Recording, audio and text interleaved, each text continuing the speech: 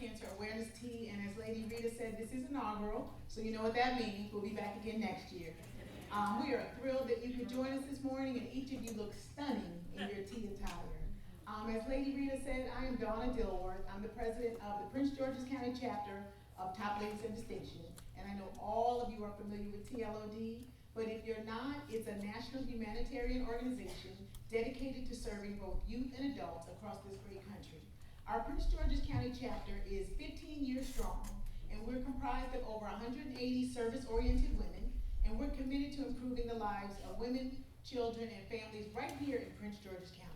So on behalf of the top ladies and our top teens, we have several top teens here with us today. We are incredibly proud of the work that we do and the positive impact that we have made and that we will continue to make in Prince George's County, Maryland. For us, service is not optional, it's vital. We are dedicated to continuing our mission. We do this by providing support, sharing valuable information, volunteering, fostering connections with one another, and with each and every one of you. So please sit back this morning, relax, enjoy the program that we have for you, converse, have fun, continue to support us, and continue to support each other. And we thank you so much for being here today.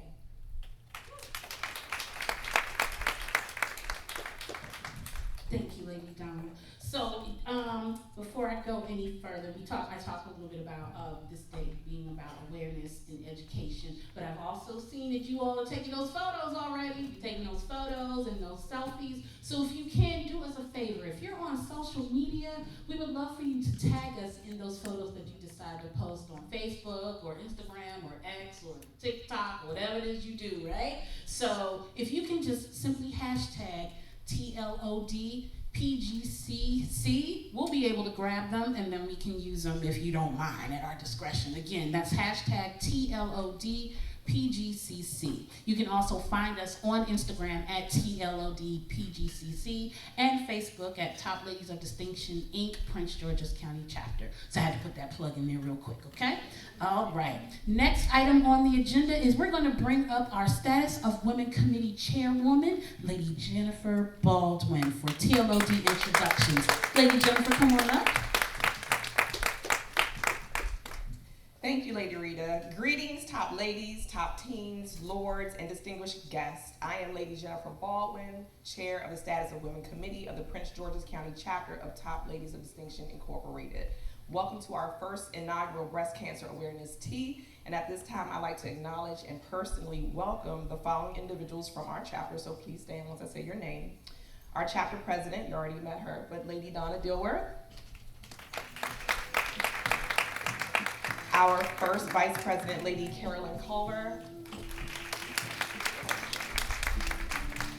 Our second Vice President, Lady Katina Robinson Wright.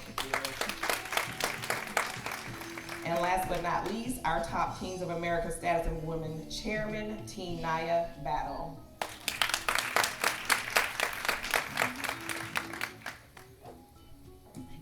Thank you so much, Lady Jennifer. Okay, at this time, we are going to have the occasion, which will be brought before us by Lady Angela McDaniel. Lady Angela, are you close by? Oh, I see you.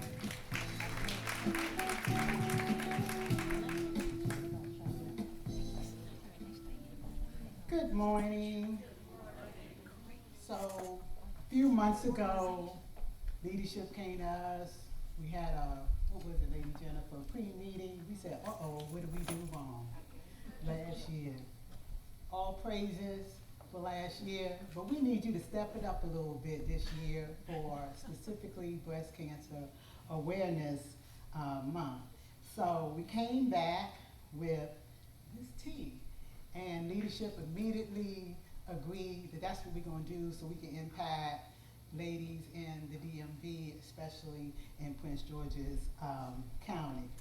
So here we are today, bringing on all your cuteness, positivity, and sunshine in the room. So thank you all for showing up and showing out and embracing yourselves to learn about breast cancer awareness.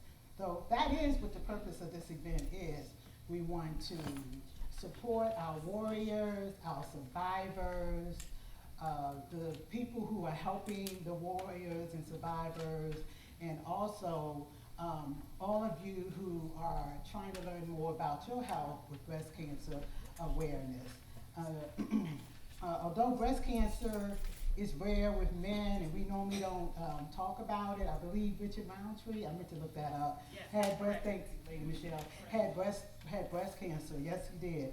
So, although breast cancer is in men is rare, an estimated 2,150 men are diagnosed, and approximately 410, unfortunately, will die. This is part of the breast cancer information awareness. As a nation, we have increased our knowledge, funds, and research. When you think about just 15 years ago, how much we knew about it, and just how much we've grown in our funding and just being aware, how many walks you see now compared to a few years ago. So we appreciate that you have turned fear and your tears into courage. You're fighting, compassion, and perseverance for you and your family. So we celebrate you today. We also have some other things going on this month. Girls Love Mail, where women who are going through breast cancer, and thank you to our top teams. We got 35 cards already. They handwritten cards, and every year we have a few hundred that we give to those ladies. The donations that we ask for, you'll see in the back, we have a great start. All the items of shea butter, lotion,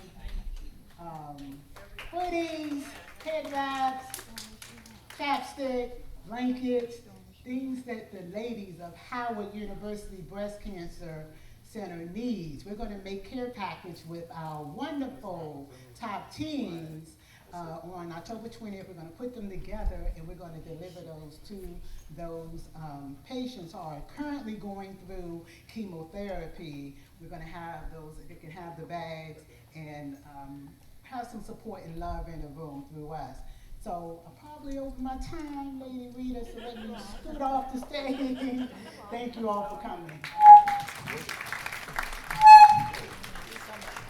And I'm going to scoot on back because Lady Angela took my thunder. I was going to announce some of these very same things that the Status of Women Committee are or have been hosting this month. So this is just one of, I believe, 4 events / initiatives that have been going on. And with that, I'm going to go ahead and announce that the Top Ladies of Distinction Prince George's County chapter will participate in the Breast Cancer Charity Walk for Hope on Saturday, October 26th at 300 Raoul Wallenberg Place Southwest. So I believe that's the Wharf. Tidal Basin. Okay, so if you want more information about that, please see one of our chapter ladies, or you can look on our, again, social media channels on Instagram and Facebook. Lady Angela, Lady Michelle, or Lady Jennifer, can people still make donations of the shea butter, the socks, etc.?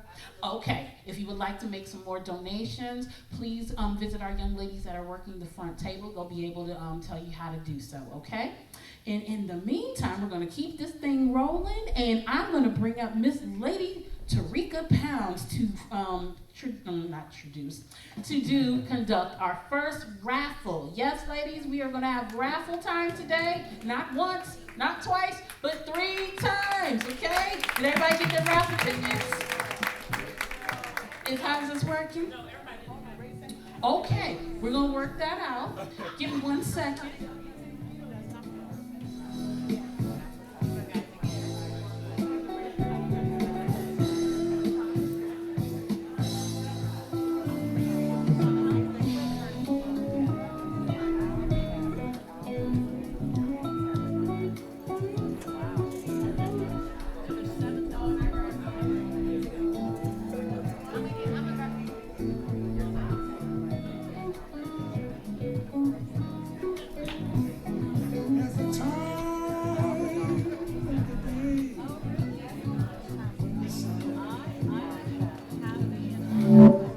We're working this out. If you didn't get a raffle ticket, please raise your hand. Look to Lady Michelle and Lady Jennifer, who will give you a ticket. Okay, yes, absolutely. I forgot that part. So if you are a top lady Top Lady of Distinction, please note that you are not eligible to receive a raffle prize, okay? This is for our guests. So sorry. Just stand by for a couple of minutes while we work this out. Again, if you did not get a raffle ticket, please raise your hand. Keep your hands raised.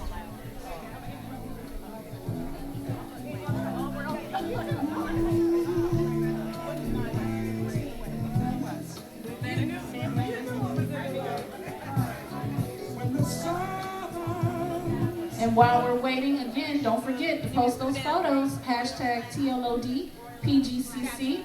You can also look us up online while you have a few minutes, TLODPGCC.org.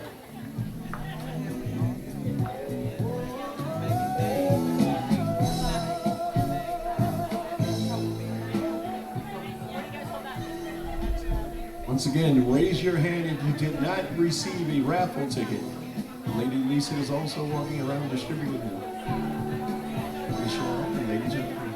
I think we have everyone covered. Hold on, we got something coming. She's taking little steps too.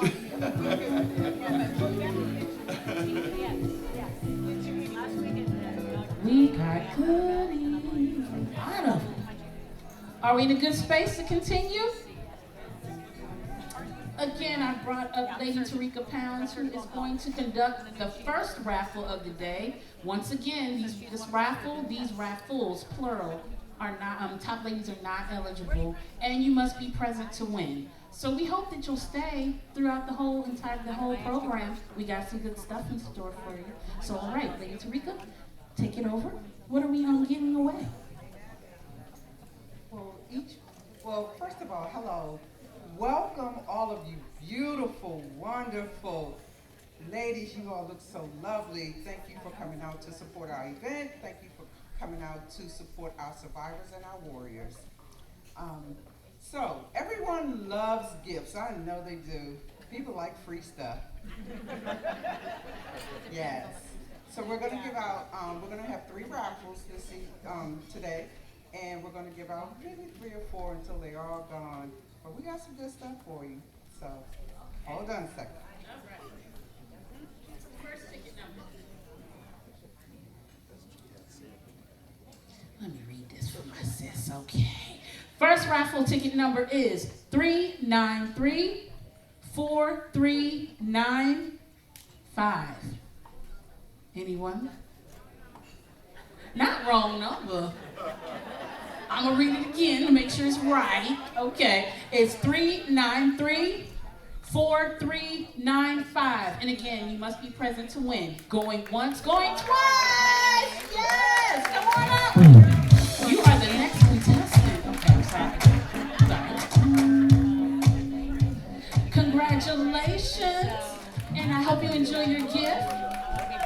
So we're gonna do another 2 this round. Again, another 3? Another 3 this round. Again, we have 2 more rounds coming up. So again, you must be present. Do not leave. And the next ticket number is 3934406.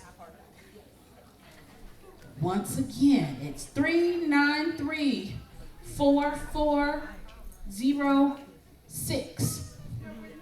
You sitting right here? All right. Well, yay. Congratulations. All right. Let's see. Let's keep this party thing going. We got 2 more. And because that one rock, pick it up. All right.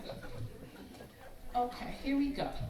3934379. 3934379. Put those glasses on, double check, double check. That's why I had to read for my sis, because she couldn't read this. So 39343. Don't know, I think that's gonna make it worse. 3934379. Going what? Oh! Well, come on up! You're the next contestant. Come on up. Come on up.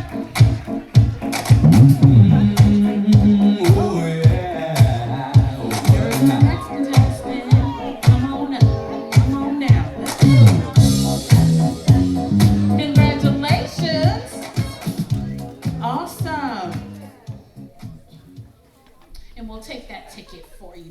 so much. Okay, and the final one for this round, come on, give me a drum roll. Table drum roll, because of course, you know, we don't have drums. All right. 393439.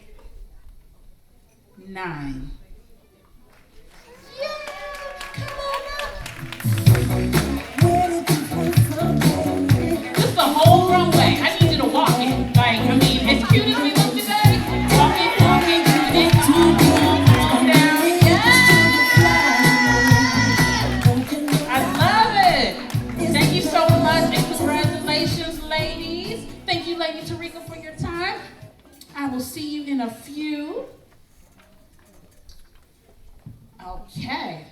Thank you for that. You are a fun bunch. I'm loving this. Okay.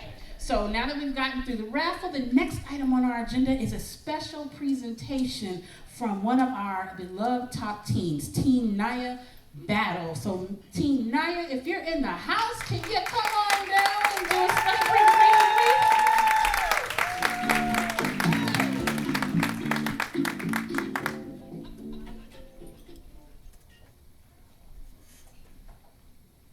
Good afternoon, everyone. My name is Teen Naya Battle, and I am the Top Teens of America Prince George's County Chair of the Status of Women. And it is my honor to share a poem with you today in recognition and celebration of the strong, mighty, and courageous women and men affected by breast cancer. This poem is entitled The Pink Ribbon. In a box on a counter of the local grocery store, they sit there pink and shiny, and I knew what they were for. Once I would have bought one, not appreciating what it meant. Give my support for a good cause, a couple of dollars well spent. Though I knew of the statistics, they surely didn't affect me. 1 in 8 is pretty high, but there is no family history. Then I felt a lump in my left breast, so unexpected, jagged but round. My blood ran cold for what it was, a enormity of what I had found. That was then, and this is now. After years of medication, specialists, and surgery, chemotherapy, radiation, and through it all, they were there, giving guidance and support, wonderful pink ribbon people, understanding the battle it fought. Months of feeling sick at heart with nausea, doubts, and tears, publicly showing a brave face, privately fighting the tears. Now when I see those pink ribbons in a box at the grocery store, I pin one on my shirt with hope. Then I pick up a few more. I get a couple for my daughter and for some of our friends for sure. I'll keep buying these pink ribbons until researchers find a cure. A poem by Cassandra Woodhouse, a breast cancer warrior. Thank you for listening.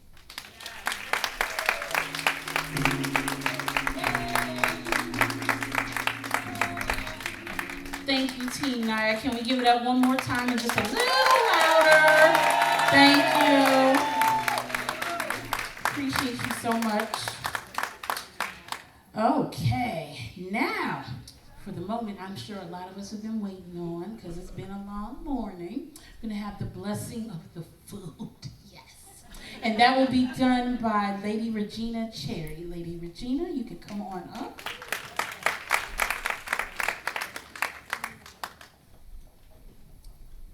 I'd like to ask everyone to bow their heads. Father, in the name of Jesus, God, we thank you for the food, God. God, we thank you for the hands that prepared it, God. God, we ask that it be nourishment to our body. In Jesus' name, amen. That was quick. All right. Listen, I was ready to have church just for at least 2 minutes, like 2 or 3 minutes later, Regina, but that's fine. That is okay. That's fine. It's a little church. We can push that later on. Okay, that's fine. All right. So we are a talented bunch of women in this room, and so after Teen Naya, we're now gonna bring up Miss Kimise Lee for a musical selection. So Miss Kimise, if you can come on down and give us your musical selection, your talents, that would be awesome. Thank you so much. And I love that color.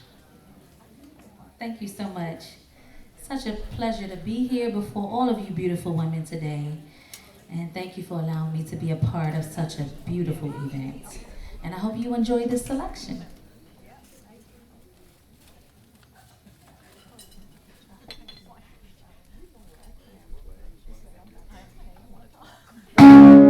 You're broken down and tired of living life on a merry-go-round. You can't find the fighter, but I see it in you, so we gon' walk it out. Move mountains, we gon' walk it out. Move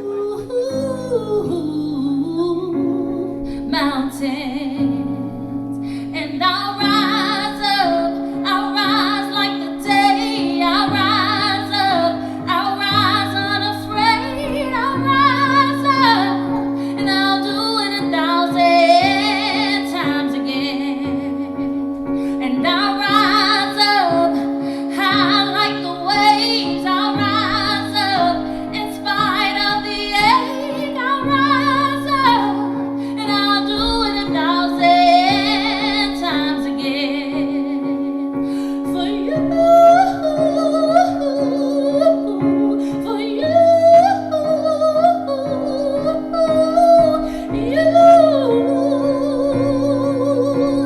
for you. When the silence isn't quiet and it feels like it's getting hard to breathe, I know you feel like dying, but I promise we'll take the world to its feet. Move mountains, bring it to its feet. Move mountains, and we'll rise up, rise like the day. We'll rise up, we'll rise unafraid. We'll rise up, and we'll do it 1,000 times again. For you, for you, for you, for you. All we need is hope, and for that we have each other, and for that we have each other. And we will rise, we will rise, we'll rise. We'll rise. And we'll rise up, rise like the day. We'll rise up in spite of the ache. I will rise 1,000 times again, and we'll rise up, rise like the wave. We'll rise up, rise unafraid. We'll rise up, and we'll do it 1,000 times again. For you, for you, for you, for you.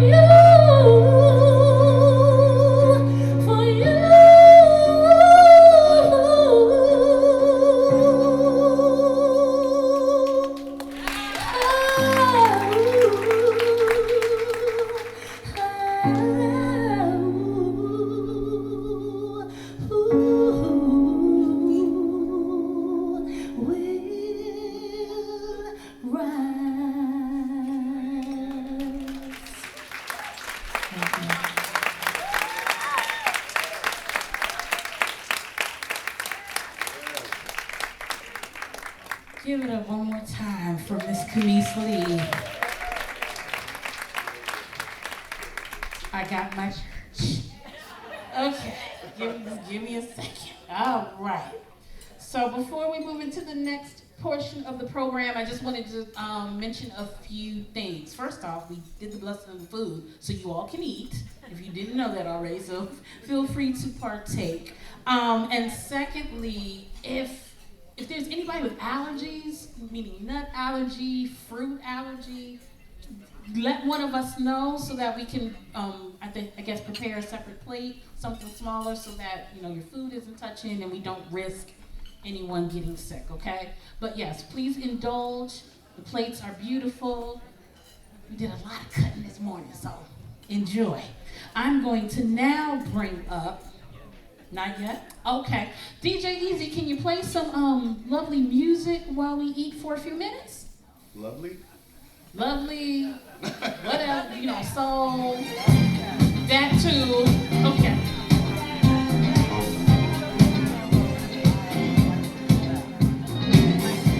As this music is playing, I do want to make the tables aware. If your teapot does not have water, can you please raise your hand, and we will have a top lady come and grab your teapot to get it filled with hot water. Any table without a filled teapot, please let us know by raising your hand. We'll have a top lady come and fill it up for you. Thank you so much. Two to the right? Okay, great. I see 3. Okay, keep those hands up. If there's a top lady that can assist with filling the teapots, they're here to the right side of the room. Anyone? Top lady? 4. Okay.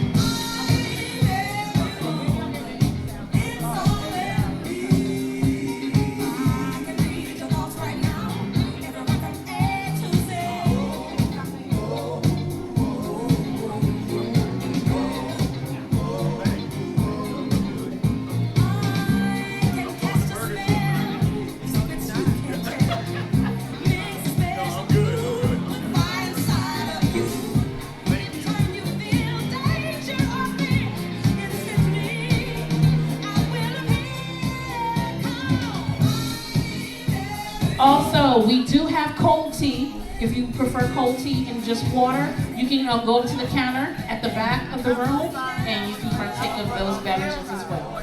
I promise I'll get off the mic now.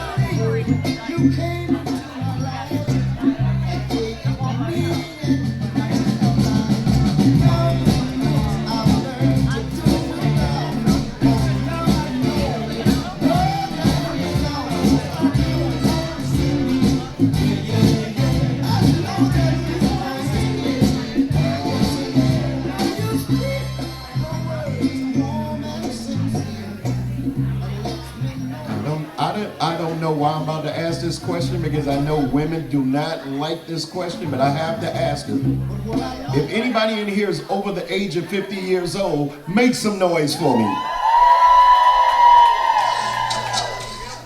Over 50, let's go.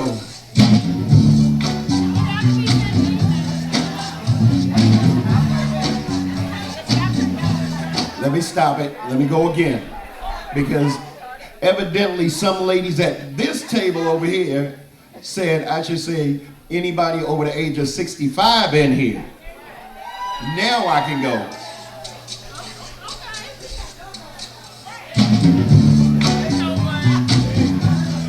That's those ladies who still think they're young.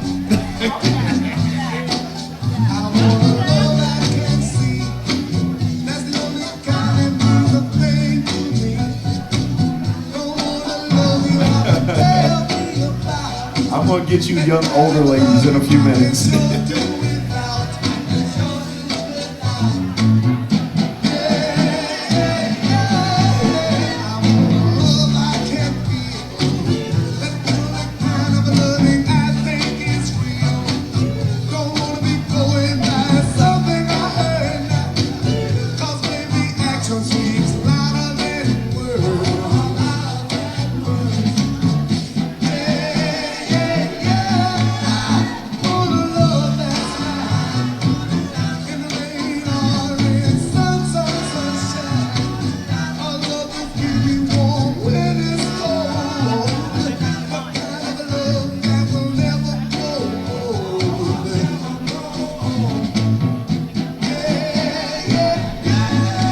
Push it up a little bit more.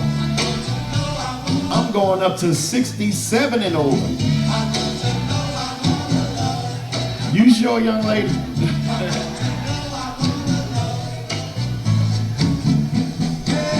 Let's push it up.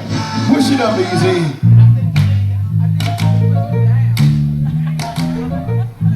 I might go up more because you, Lady Carol.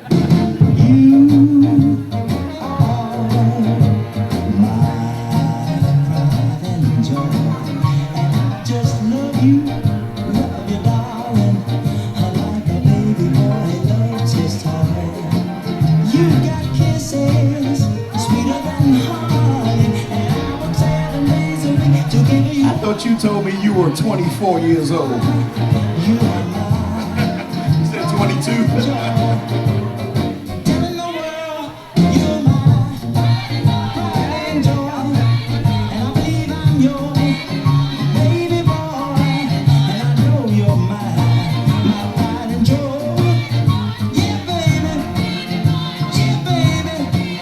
We're gonna need you at the Heart Healthy Party. We're gonna need you there.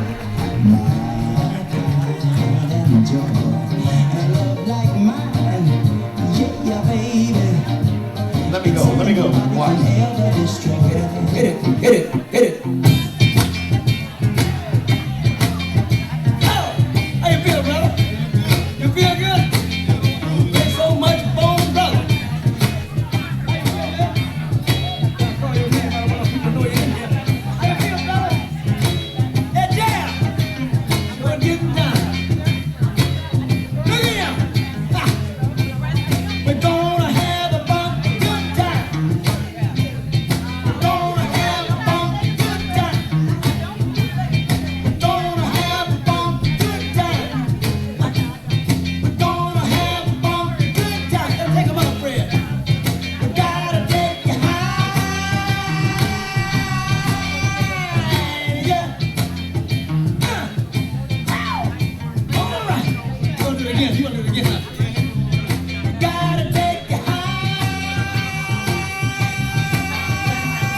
yeah. All right.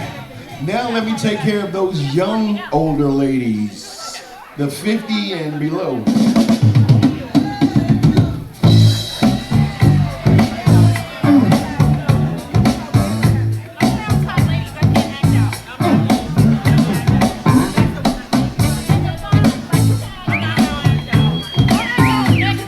If you remember, what's the name of this song?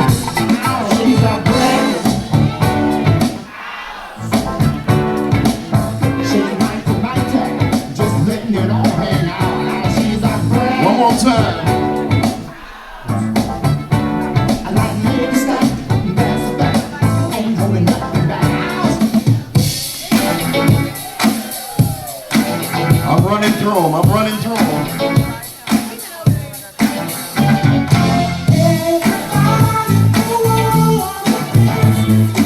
If you're over the age of 40, sing it for me.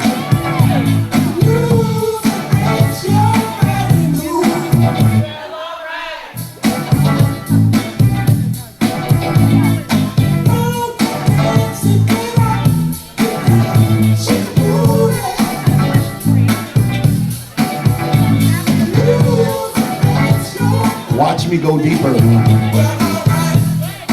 45 and over.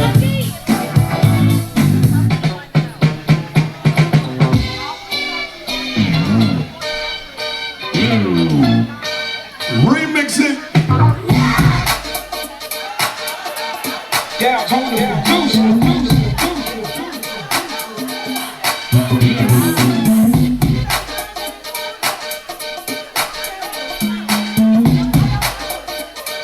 Since we have a mini dance break, anybody want to get on the floor and walk the runway? Lady Donna, why don't you walk the runway? Come on. We see you. Hey. Walk the runway. Rock the runway. Rock the runway. Rock the runway. Yeah. Hey. Go Christina. Hey, Christina. Let's go share it. Get it. Uh-oh, supermodel on the runway. Hey. Come on, y'all. Yeah, I'm the producer. Look at that start. We were supposed to start with Michelle. Just a little dance break. Lady Michelle better take her time. Hey. I see you, Lady Helen. Get it. All right. Come on now. Hey. Lady Brenda. Come on, chick. They walking the runway. Hey. Y'all better walk it. Hey. Come on, say that, man.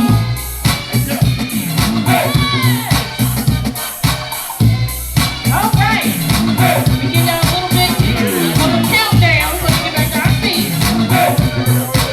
Come on now, line. Come on, 22, 23, 23. I see y'all. Walk it. Yes. Come on.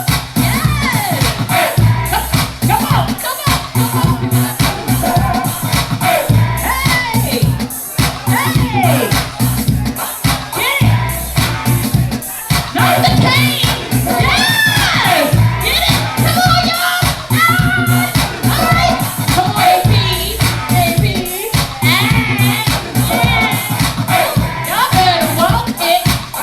Y'all better walk it. Now, ladies. I'm taking it easy. All right, now we'll start to count down before Lady Michelle looks at me crazy. Okay. We good? Okay. All right. Hey. Get it. Sis, you've been modeling all morning. I need you to walk. Come on now. Walk it with the fur, with the Furby. Let's get it. Yes. Come on, let's walk off this meal we just had. 20 seconds. 20 seconds. 20 seconds. 19, 18, 17, 16, 15. 10 seconds. Oh, wait a minute. 9, 8, 7, 6, 5, 4, 3, 2, and 1. Woo!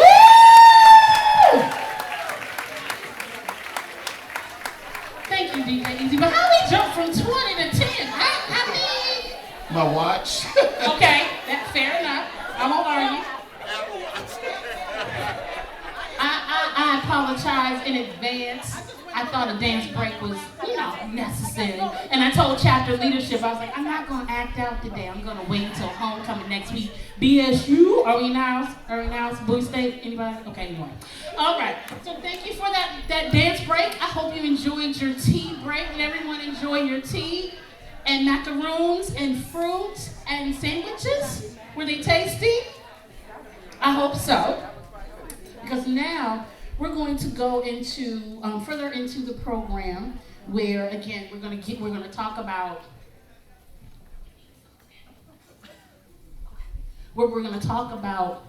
breast cancer.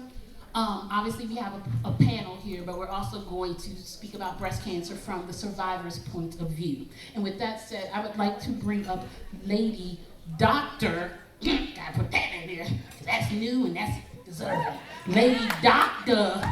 Michelle Griffin with the survivor story. So sis, you can walk this runway. Yes, you can. Come on down. I remember when he saved my life. Everything before that was just a blur. I was wild, living real foul. I just want right.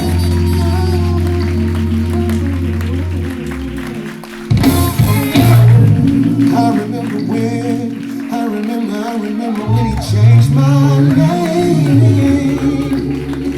From sick to healed, from broke to blessed.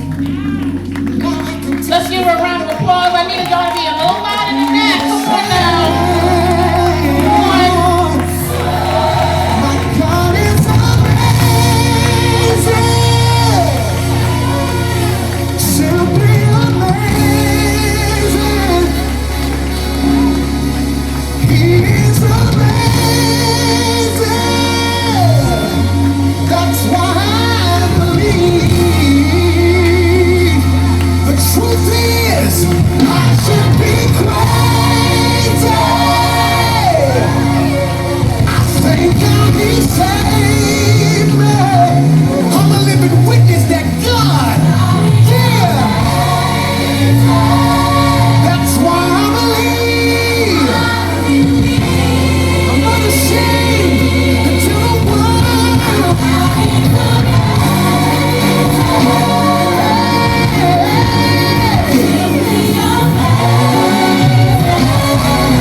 kept you in the midst of it all.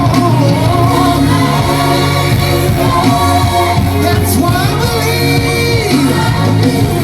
If you survive, I need you to lift your voice and say, I'm alive. I survived. I'm alive. What didn't kill me, it'll let me stronger. You survived. You survived. You're alive. You survived.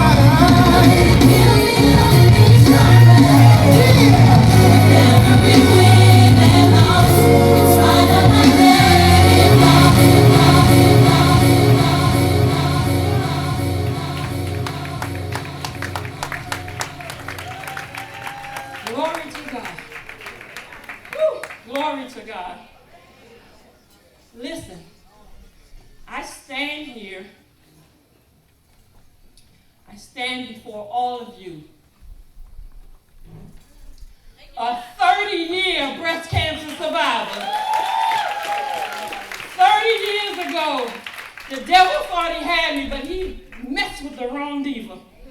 He messed with the wrong diva. So, listen, I'm going to tell you my story. I'm going to try to be quick, but quick ain't in my name. But I'm going to tell you my story. Listen, that is my mantra. That is my song. Because that song makes me know through it all, I survived. I survived at the tender age of 30 when you don't get mammograms, but they don't tell you to come get mammograms. But at the tender age of 30, I was diagnosed with breast cancer. 30 years ago. Yeah, I'm 60, what? But, so, listen, at that time, I had 10-month-old and 10 and 21-month-old little girls. Yeah, that's 11 months, but don't judge me. Don't judge me. Don't judge me. But if you know anything about children, right? With them two little babies, if I wanted a bath, I had to get up early, right? So I got up to take a shower. When I was putting on lotion, found this lump. I said, what in the world is that? I called my OBGYN, because obviously we had a very personal relationship. He had just pulled out 2 youngins. So we have a very personal relationship. So I called him, I said, Dr. Dixon, something's wrong. I got this lump. I need to come in there. He said, come right away, Michelle, because we were friends. Because if you know me, I'm kind of a friendly person, so I became friends with my doctor, right? So back then, you had to get referrals to go to the doctor. So I called my doctor's office and said, I need a referral. I got to go see my OBGYN. We can get you a referral in a couple weeks. No, ma'am, I need a referral today. We can't get you a referral today. I said, okay. I got the two little girls dressed, put them in that double stroller, went to that doctor's office and posted up. And it's not really in my character, but I acted up too. Because what you're not going to do is dismiss me because something is 100% wrong. I don't know what it is. It wasn't there. I need you to help me. They wouldn't help me, so I'm in there acting a fool. And the doctor comes by and says, Miss Griffin, what's wrong? Because, you know I didn't do that. Too much. He said, what's wrong? I said, I need to see you. There's something wrong with me. I need to see you. So he said, look, just put her in the room. So I go in the room. He checks this lump. He said, oh, you're right. Something's not right. I need you to call Dr. Matori at Howard University Hospital, and he will take it from here. So my husband, at that time, we only had one car. He was coming home because I had called him too. I had to go to the metro to pick him up. By the time we got back to the house, that doctor had called. And I was like, whoa. He said, I need you to come up to the hospital tomorrow. I said, but tomorrow's Saturday. You got Saturday hours? He said, I'm coming into the hospital for you. So now I'm scared, right? I said, okay, we be there. We go up there. He says, I'm going to do a needle aspiration. I don't know what that is, but okay. So he sticks this needle in. He tells me first, if we get liquid, it's a cyst, and we good. If we don't get any liquid, it's probably a tumor. He didn't get a drop, not one drop. So he said, I need you to come back on Tuesday. I'm going to try something different. So I go back on Tuesday. He come in there with this bob gun. It was about this big, needle. So he said, I'm going to try this one. He didn't get a drop. He said, I got to do a biopsy. I said, okay, well, look, I got tickets to go see my brother in Atlanta. I'm going this weekend because I got these two little girls and I don't get no breaks. So I already got these tickets. I'm leaving. He said, that trip is canceled. So I'm real scared now. So I canceled my trip. He did the biopsy. I had to wait all weekend. Longest weekend of my life. So the doctor that I went to at first, the one that I had to get the referral from, he decided he wanted to call me and tell me what the diagnosis was because he was my doctor. So back then, in 1994, cell phones had just come out. They was about the size of a house phone, and he had a cell phone. So he called me on his brand new cell phone. He said, this is Dr. McCoy. I wanted to tell you your test results came in and you have, click, phone went out. I'm sitting there saying, oh God. He called me back. Yes, it's me again. I'm sorry, my phone went out. You have stage 3, phone went out. Call me back. You have stage 3 infiltrating ductus, phone went out. The 4th time he called, you got cancer. Ran me over. I called my mama. My mama passed out where I called her. I shouldn't have called her, but you know, that's what we do. We go up to the hospital. We get to the hospital, and because I guess HIPAA laws, I'm not sure, they wouldn't let my husband in the room. They wouldn't let Glenn in the room. They said they had to tell me by myself. So I go in there, and I sit down. He says, Miss Griffin, you have stage 3 infiltrating ductal carcinoma. I said, excuse me for all the people in the room that I'm not being disrespectful. I said, what the hell is that? Because until something comes down your pew and sits beside you, you have no clue what that is. What is infiltrating, what is ductal, and what is carcinoma? Because I heard cancer. I ain't never heard of carcinoma before that. He said, you have breast cancer. And I said, okay, you say I got stage 3, so there's like 20 stages, right? There's like 20 stages, right? He said, no, there's 4. So we had just lost my sister-in-law to cancer. Not 3 years before me, she was 38. So to us, cancer meant I was gonna die. Cancer meant I was gonna die. But you just blessed me with these 2 little girls, God. How on earth am I going to die? Who's going to raise them? he said, we can rebuild it like the bionic woman. I'm going to send you upstairs.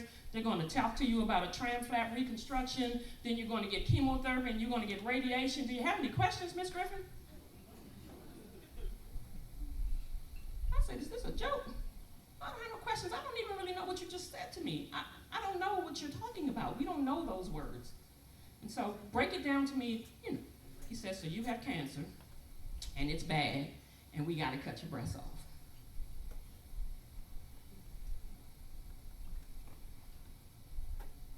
This is what I did, because I didn't have nothing. He said, let me bring your husband in. So he brings Glenn in the room, and he got to tell the whole thing all over again. So I got to listen to it twice in one day. Once he finished with us, y'all got any questions? Well, we're going to send you upstairs to Dr. Massat. He's going to talk to you about the reconstruction. We get out in the hall at Howard University Hospital. I slide down the wall and fall in the floor weeping, because I call it my Mack truck experience. It was like a Mack truck had run me over and left me in the street to die. And I had to decide if I was going to lay there and die or if I was going to get up and fight. Now, I'm be honest with you, I ain't trying to cover up nothing. For 3 days, I lay there in the dying mode. When I got home, I couldn't talk. I couldn't take care of them little girls. I couldn't breathe. I couldn't do anything. My pastor called and said, play Christian music in her room. Just play the Christian music. And so as I listened, Yolanda Adams ministered to me and told me that the battle wasn't mine and to give it to God. So on the third day, just like Jesus rolled the stone away and came out the tomb, on the third day I said, get up. On the third day, we got up in my house. I said, we're not crying no more. We are praying. If you don't know how to pray, I call on my friends. I said, if you don't know how to pray, I recognize that. But you got a grandma, auntie, and a mama. Call your people. Because we send a prayer train across this country, because the devil is a whole liar. He is not taking me from the blessing that God gave me. You got me. You knocked me down. You ran me over, but I'm getting up and we're going to fight this, right? So I ain't dying. I ain't dying. My husband thought I was dying. He was like, she's in denial. Cancer means you're going to die. My friends tried to talk to him. He was like, no, I don't want to hear it. I got to prepare myself because I got to raise these children. Now this all happened very fast, because they told me I had the type of cancer that was like a wildfire and that it would consume me if they didn't do something real quick. So within a matter of 3 weeks, I was in the hospital. I had my left breast removed. I had it removed. And then they cut me from east to west across my stomach to give me a reconstruction. They took the fat in my stomach. I got a tummy tuck. They took the fat in my stomach, they pushed it up through my body, and they placed it right here. And then they pulled the skin, because they had taken the fat, and they used that skin and they put it up here. So ladies, excuse me gentlemen, but you know that line we got right there from my tummy to our navel? Mine right here. It's up here now, because they moved it up here. Well, so after that, I had to do chemo. That chemo is a whole demon. That stuff burns your eyes. It leaves a bad taste in your mouth. It hurts your hands. It hurts your feet. Chemotherapy ruined my memory. I'm a teacher. I've been teaching for 24 years, and every year I have to relearn what I got to teach to them kids, because I don't remember it. But I remember this story. I remember this story. It also damaged my hearing. So when you talking to me and I get up on you like this because I can't hear a word you're saying, that's because chemotherapy tried to kill me. But chemotherapy is a damn lie. I'm sorry. Again, I apologize. It tried to kill me. Chemotherapy was the worst. I had to do 6 months of bi-weekly chemotherapy. After that, I had to do 6 weeks of daily radiation. Remember, I had those 2 little babies. So I had to roll that double stroller to Howard University Hospital, where they put my babies behind that wall and shot that radiation in my body. I had to take them with me because my husband had to go back to work. But God, that better be Jesus calling. But God is able, and he knew what I needed. So my pastor's wife had a daycare. And I stopped by there one day on the way home. Can somebody stop the phone from ringing on my phone, please? I stopped by there and she said, oh no, you're not taking them babies up there no more. You bring them babies to me. So every day for 6 weeks, I was able to take them over to her and she watched them and she said, and don't you come right back. You take a few minutes because I know you need some time because this is a whole lot that you're going through. So blessings on blessings. If you can bless somebody, please be a blessing. And listen, I told God, I said, if you save me, I promise you, I'll live the rest of my life telling people about you and telling women that cancer is not a death sentence for everybody. It's a stepping stone, and you got to learn how to walk your way. Like, I'm so glad we did that walk a minute ago, because you got to learn how to take it, connect yourself to some believers, some people that can pray for you, because prayer changes things, some people that can help you through this, because you don't have to walk this road alone. My name is Michelle Griffin, and if anybody got to go through this, please call me. I'll come to wherever you are and help you through this. That's why this is so big to me, because 30 years, God blessed me, and those beautiful little babies that he blessed me with, they here. I'm going to tell them to stand up. Tiara Griffin is 32 years old. Jackie Griffin, the diva, is 31 years old. And listen, they told me because of the type of cancer that I had, y'all can sit down, that there wouldn't be no more babies after that. Not the God I serve. I got a 26-year-old that's up in Philly checking out Stevie Wonder right now. So I did have a child after cancer. So it didn't kill me, it didn't take me, it stumbled me. My husband had to learn, we ain't dying in here, we living. I told God, if you save me, I promise you I'll do this for the rest of my life. So every October, I'm super duper busy, and I don't mind at all. Then God said, do this, tell the story. So, because my children, I'm a teacher, I told y'all that, right? Because my babies were little babies at the time, I thought it not robbery to tell the story from the perspective of children, right? So, in the pandemic, God gave me this. It says, my mom is a super survivor, and it's the story of my breast cancer journey in this book. On the back, that's Tiara and Jackie when they was little on the back. Inside is the story. These are my actual family members.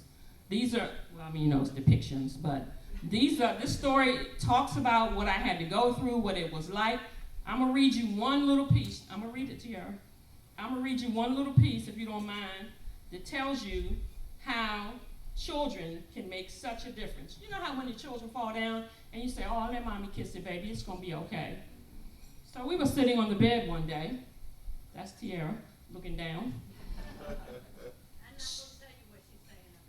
It's all right. She knows she loved her mommy. One day while mommy was getting dressed and I was sitting beside her, I would be T, I looked at her bandages and I said, Mommy hurt? Mommy said, yes, baby, mommy hurt. She reached up, I reached to her and picked her up, and she kissed mommy on her bandages. She said, I'll kiss them so you can be better, mommy. I cried and smiled a big smile. She smiled too because she loves her mommy. So that didn't just make my day or my week, that made my life. That made me say, fight, girl. So I fight for them. I fight for my children from the beginning. I fight for them. And shameless plug, books are in the back if anybody wants one. Shameless plug. And you also have a bookmark in your bag about the book. But that's my story, guys. Listen, I need you to be an advocate for yourself. If somebody tells you, oh, it's just your period, or somebody tells you, don't worry about it, we'll watch it for a couple of months and see if it goes away. Breast cancer is the #2 killer of African American women. #2 to heart disease. Don't be one of them. Check your breast every month. Do the self-exams. And if you feel something, just like they say, if you see something, say something. If you feel something, do something. And make the doctors believe that you know your body and that you're not just gonna sit back and let something stay there. All right? Peace and blessings, everybody. There's no pain, Jesus can feel. There is no hurt that He cannot heal. I'm gonna give the mic over to Michelle's friend real quick because I have to gather myself. So Really quick, glory to God. My name is Pixie. First of all, I'm gonna tell y'all something about her and Doctor. She act like that all the time, right? I met her after my surgery. I had a double mastectomy in 2019. And she came to my office and introduced herself, and automatically, we all sisters, right? And I don't know how we got on the story of breast cancer. You probably had on something, or I probably had on something. You did. Probably. And and I think I'm a crier. Are you crying? Girl, do you know I was diagnosed years and years and years and years and years ago, and He will do it for you. I had just had my first granddaughter, and I said, I just had a grandbaby. I don't know what to do. So a few days later, she came back with the book. And I'm saying all this to say we don't know how to communicate with children on their level. But that book does not leave my granddaughter's book bag. She's 4. She takes it to daycare. She takes it everywhere. Because she helped me and didn't even know she was helping me. Thank you for your time, and God bless everyone.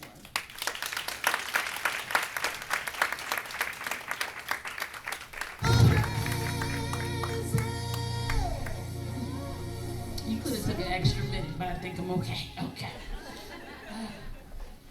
I know everybody's story is different. Everybody's journey is different, and so, Lady Doctor, as I call you, I appreciate you sharing your story. I really do. Can we just give it up one more time? Lady Doctor. All right, y'all. I'm together. I got it. I'm glad I ain't put no makeup on. Okay, so one thing I forgot to do before we brought up Lady Dr. Michelle to provide her survivor story was the second raffle. So we're gonna do another raffle. Can I get some raffle music real quick? And so I need Lady Tarika to come on up. Bring out the ticket. It's time. It's time. Shake it up, shake it up, shake it up. Hey, Lady Tarika, what you got? All right. You in your car, you at the house, on your job.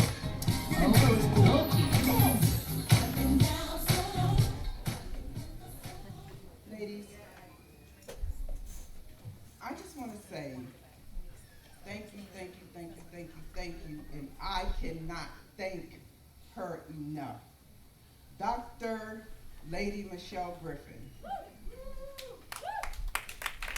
I, last November, got ran over by a Mack truck when my only daughter called me and said, Mom, I have breast cancer. So everybody knows that I'm the strong one in the family, and I said, baby, we're gonna get through this. And I try to be strong for her because she's a crier. I'm a crier too, but I try not to cry in front of her because I know she's gonna cry, But when I was not in her presence, I was a whole mess. Believe me, I was a whole mess. The day of her, when she told me she had breast cancer, I called Michelle. Michelle said, I'm on my way. And she was there with me and my child from the day that she was diagnosed till today. She too had a double mastectomy. The day of her surgery, Michelle took off work. She came to the hospital. She sat with me most of the day. She came to my house. She stayed with her just to give me a break so I could get some sleep because I wasn't getting any sleep. So I thank you. I love you. I appreciate you. And my daughter is so super shy. But please, Marquita, Kiki Pounds, can you please stand up?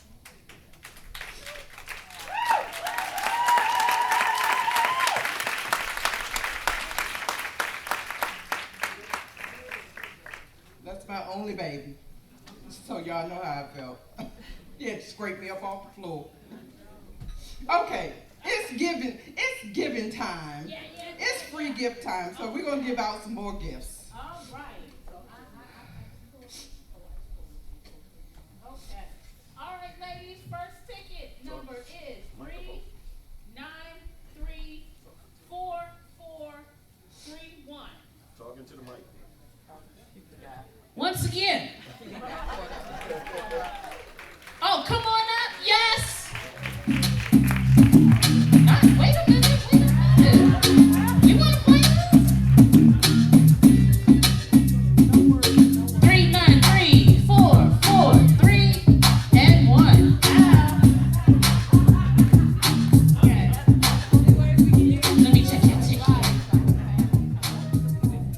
And it matches. All right. Congratulations. Enjoy. Okay. Wait a minute. We have like 2 more. No? We're just going to do 1? Okay. Gotcha. Again, stay tuned. We have another round of raffles coming up. You must be present to win. Okay? So now we're going to go into the educational portion of the program and bring up our panelists for an awesome panel discussion, okay? Again, we wanted to make this day about our survivors, our warriors, but again, we also want to increase awareness and make this day about educating one another, right?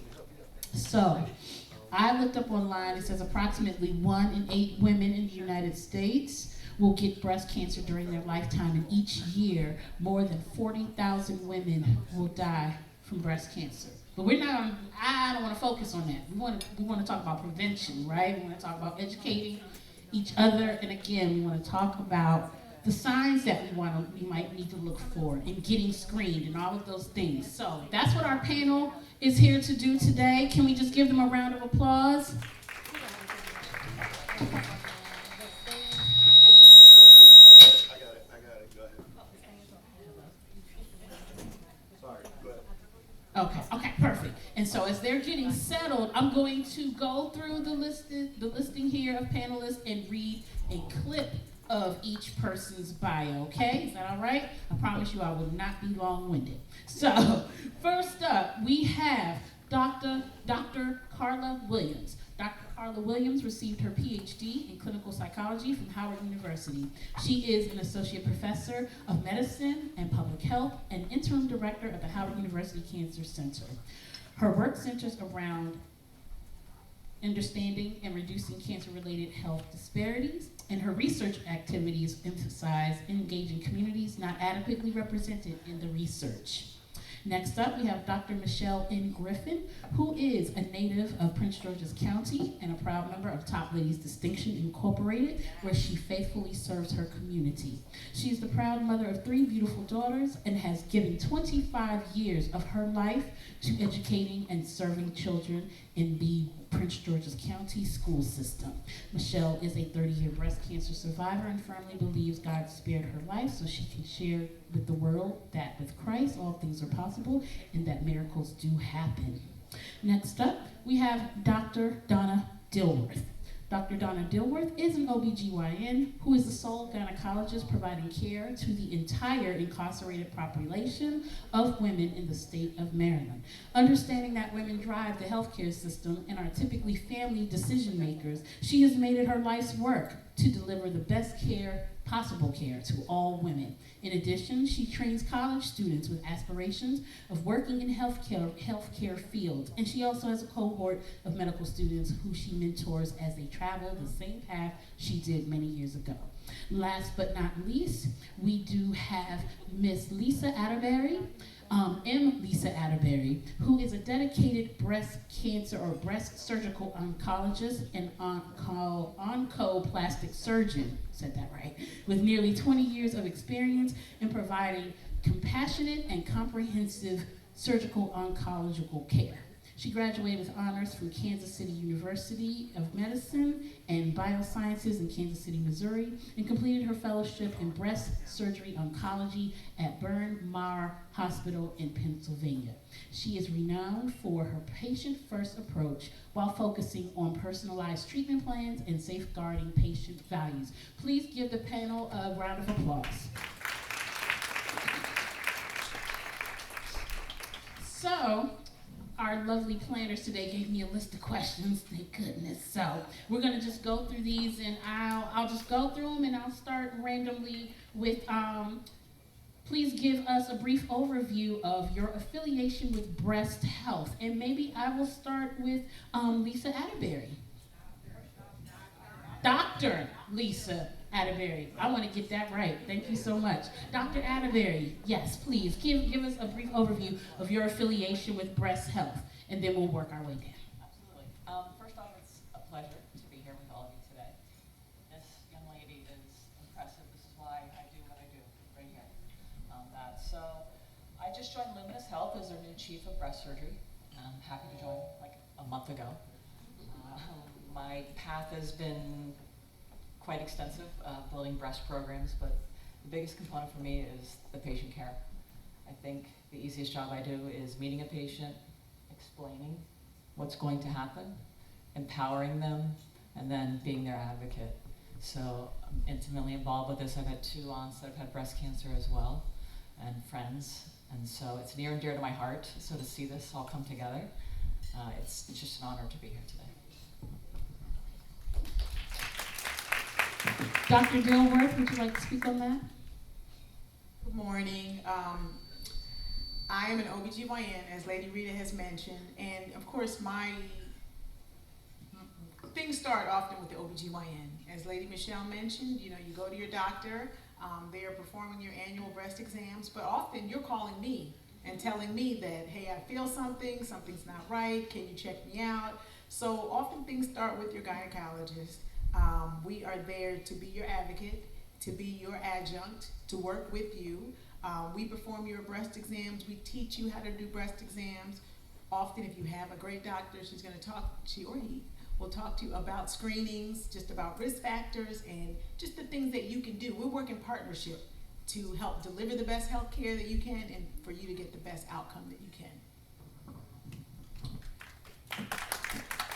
Thank you. Dr. Williams, would you like to speak on that?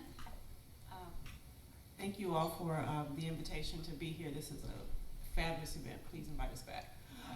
I represent the Howard University Cancer Center, where I am currently serving as the director.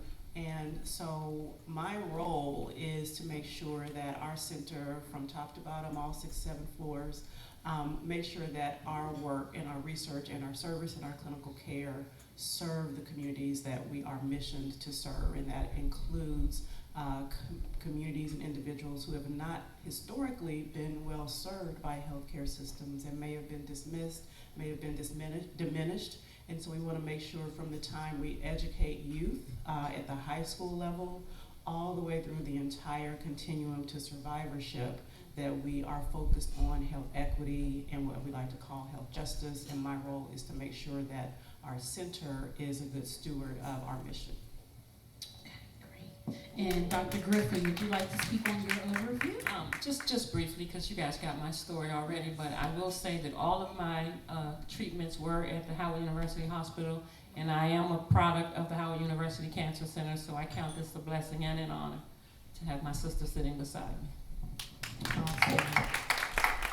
Thank you so much. So I had mentioned this throughout the day that we wanted to talk about, prevention, awareness, early warning signs. So what are the signs a person can detect indicating that something is wrong with their breast? Dr. Williams, would you like to speak on that?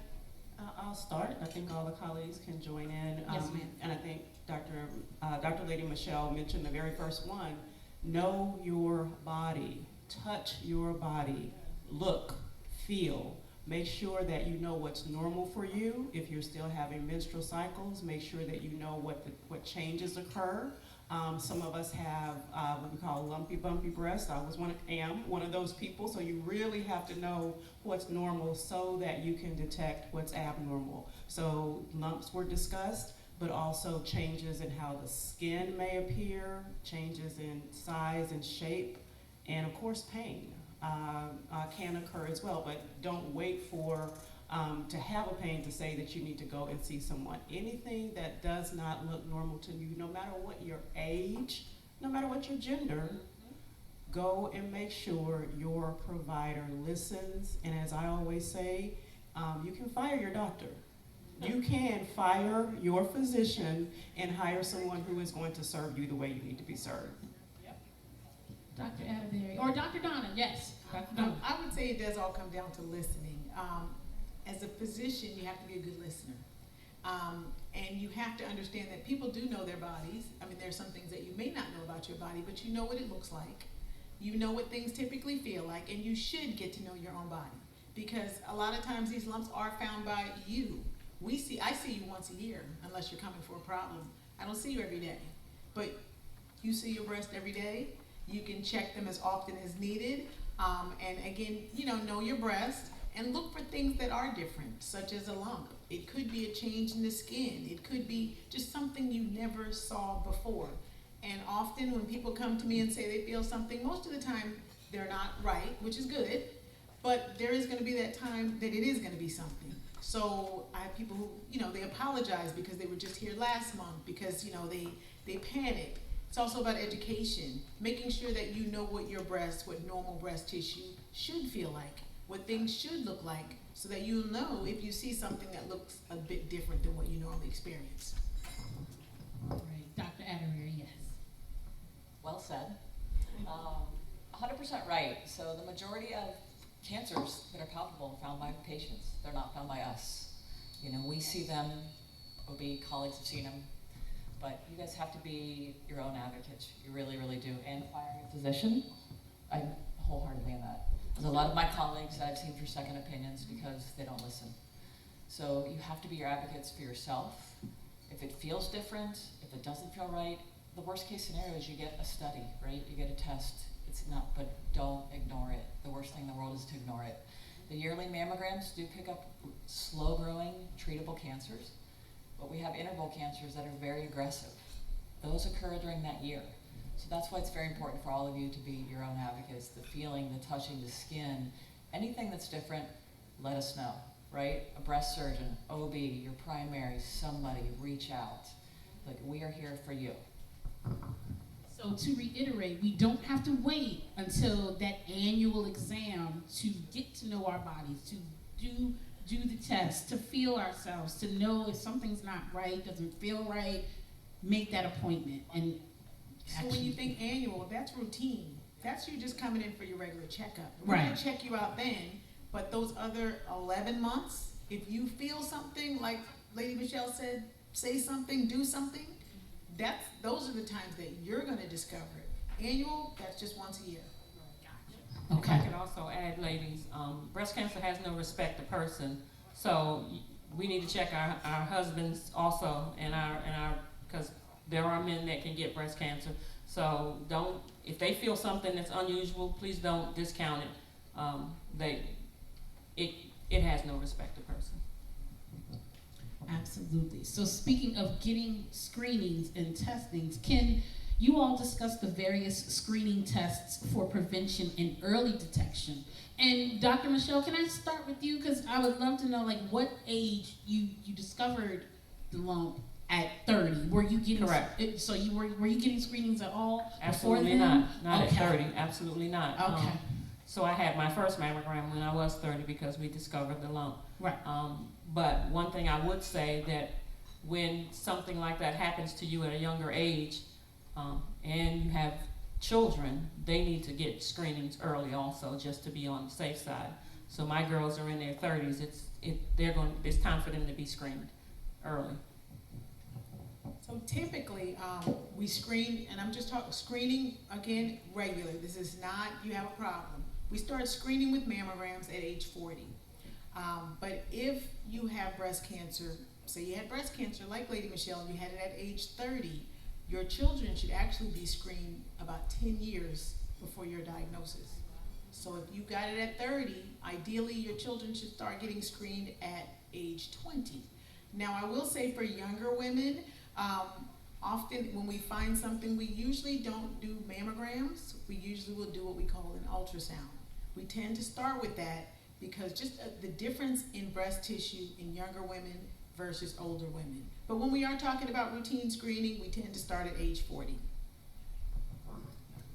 I'm going to segue into that. So it's yearly till someone's life expectancy drops, below 10 years. So I may have a patient that's 90 and she's still getting mammograms because she's super healthy. And I may have like a 45-year-old who's not really healthy. So that's a very important thing. In addition to the ultrasounds, we also have MRIs. And so for our young patients, that helps with the dense breast tissue. Insurance companies are now getting on board. They're understanding that we're missing these cancers, so the MRIs. And now we're going to have an abbreviated MRI, which is 60 seconds, versus now it's 45 minutes. Wow. So these are all things that are coming out to keep in mind. In regards to also your journey, there's also the genetics component I'm just going to touch on. So every time I give a lecture, somebody will be like, oh my God, my mom had breast cancer, I'm going to get breast cancer. I'm not really worried about that person because now studies have demonstrated only 5% of breast cancers are genetically driven. 5. 89% we don't know. So when I have somebody go, hey, I have nobody family history, that's the person I'm super concerned about because they're not going to be on schedule, they're not going to get anything done. So keep that in mind. That other subset are outliers, right? It could be familial, maybe, we don't know their genetics yet, right? But keep that in mind with kids, how they screen, how they follow, and your children, or anybody else's, they should be seeing somebody, a specialist, my field, OB-GYN, to see if they need a high-risk screening protocol. And that will change how we follow them. We don't want to miss it, we want to get it early. And to that point, if I could say really quickly, I was the first person in my family to ever have breast cancer. I've had a cousin that has passed away from it since, but aside from the two of us, we're the only ones. So you can't just assume that it's genetics. Sometimes it's just the luck of the draw. Dr. Williams, would you like to speak on that at all? The only thing I would add is that there are some familial patterns. So while, yes, only 5% are driven by the genetics you're born with, I won't get into the nitty-gritty, but we're exposed to a lot of things over our lifetime that changes how we react to the environment that we live in. But knowing that family history, especially if there are multiple types of cancer, breast and ovarian that occur together, and if there's a male in the family who's had breast cancer, those kind of things. So it never hurts to know your family history for cancer as well as other conditions. So we always talk about it, family reunions, there are tools, there are little things we can bring to our reunions to make sure that we share that so that our children know when they may be in those higher risk groups. So it never hurts to know. But yes, not having a family history does not mean that you are safe by any means. Awesome. We have lots of that literature in the back, ladies. Please, please, please take it with you.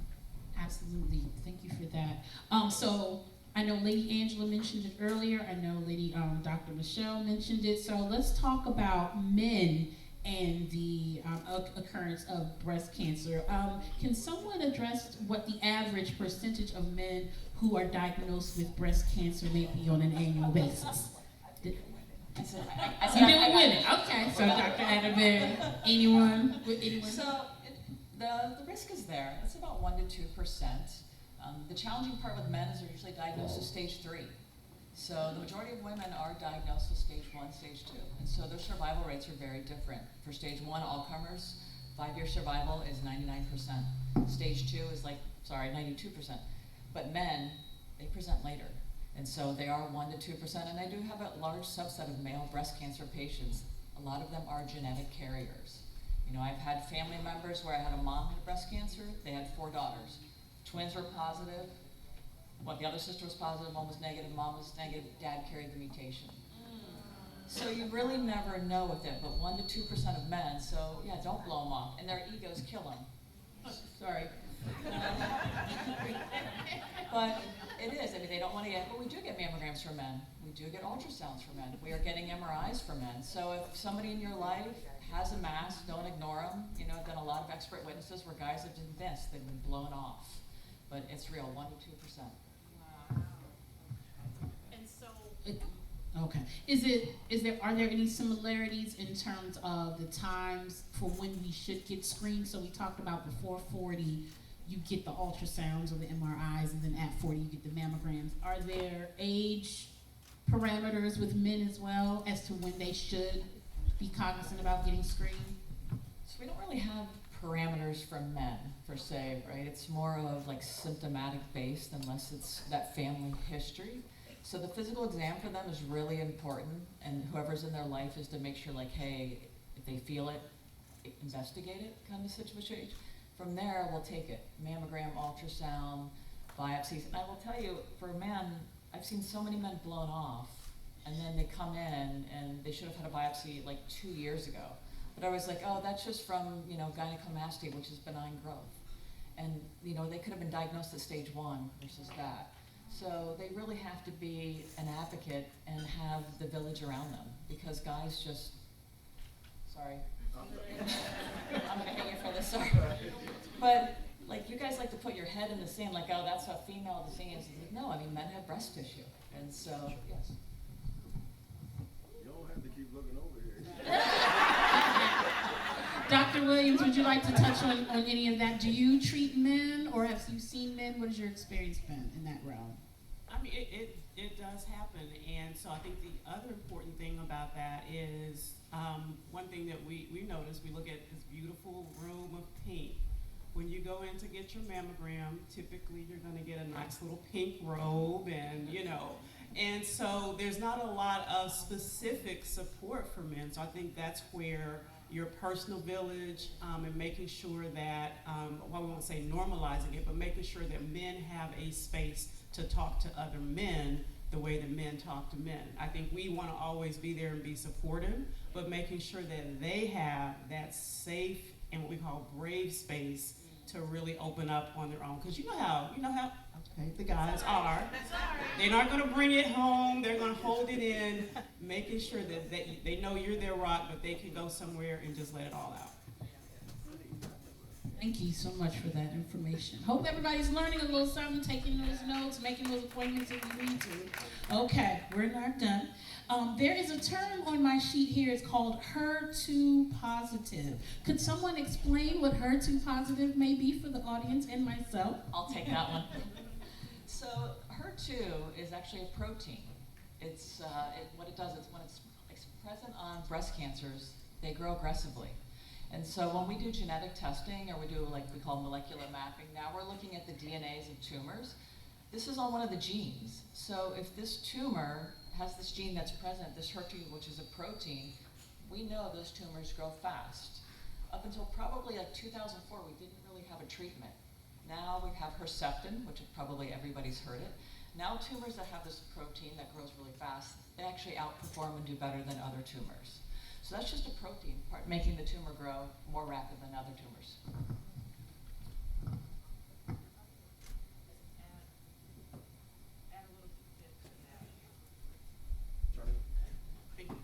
Okay. Because this is, what I always like to say is we talk about treating breast cancer, we talk about treating colon cancer, we talk about treating lung cancer. But what we're learning through the emerging and ongoing research in science is that you're not necessarily just treating the organ, you're treating what's going on inside, the thing that's going wrong, the thing that's driving that cancer to develop and grow. So I like to use an analogy of someone has come into your home, someone's come into your house, your physical house, and that's the cancer. The cancer has gotten into the house and locked you out, locked the door. And so what we need to find is the key to get that door open, to get to that intruder, and those different types of what we call molecular markers, those changes in the genetics of the cancer are the keys. And so the doctors are developing all the different keys to open the doors and get back to get into the cancer. And if you think about it, if someone's broken into your house, you literally want to arrest them. So I always just click. You want to put, we wear the cancer bracelets. We want to arrest the cancer, but you have to find the right key to open the door to where that cancer is, and that can help to stop, reduce, reverse, and hopefully cure the cancer. Awesome. I have 2 more questions to ask the panel, but while I ask these questions, I want you all to start thinking about the questions you might have for the panelists, because we do have a brief Q&A portion to this. So if you have any questions, please write them down, and I will do my due diligence to get to you. That's why I had to switch out the shoes. Okay, so diet. Does diet play a factor in breast cancer diagnosis? We talked a lot about genetics, and then not lack of, but how sometimes that's not always an indicator, but it helps. So talk a little bit about that, if you can, Lady Donna. Can you talk a little bit about how diet plays a factor in the diagnosis? Right, you called on me first. Yes. So I will say diet plays a role in everything. When we think about diet, also think about weight. When we think about weight, we're back here in February, Healthy Heart, and we talk about weight and how exercise changes things. It changes your blood pressure. It changes so many things in your body. So diet definitely plays a role in cancer and cancer development. When we start thinking about things like unhealthy fats, processed foods, just a lot of things that are in our environment, they have an impact not only on breast cancer, but just on our overall health. And there's a lot of research still is out on how our diet does impact it, but the straight answer to you is yes, diet does play a role. And Dr. Atterbury, I'll turn it over to you. For that handout. So good point. So obesity, fatty tissue has more estrogen. So that's the big thing, right? The majority of our breast cancers are estrogen receptor positive, meaning they grow in a high estrogen environment. Now, we don't really have a direct link between estrogen and causing breast cancers, but the majority of them grow. So that's one of the things. Obesity is an issue. Liver disease. Our liver breaks down everything. So if you have somebody who is a big drinker or they have a liver dysfunction, they can't break down the estrogens. They circulate even longer with it as well. There's new studies coming out with cigarette smoking as well, increasing risk of breast cancer. We're not sure exactly how that is fitting into it, but those are 3 big things. When patients ask, hey, what can I do? And they go through chemo, and chemo always adds weight. It's challenging. It changes the metabolism. I know, I'm sorry. But those are the big things you can do with it, like to be healthy with it. It's very, very simple. And I hate to say it, but alcohol, that cocktail, so alcohol is a carcinogen, not just for breast cancer, but it's unfortunately true. So we do have to limit. Doesn't mean completely be a teetotaler if you do like to have a glass of wine or what have you. But making sure that we limit, and it's below what we usually say is the normal amount, which is 1 alcoholic beverage per day for women. It's less than that, so we have to be below that level.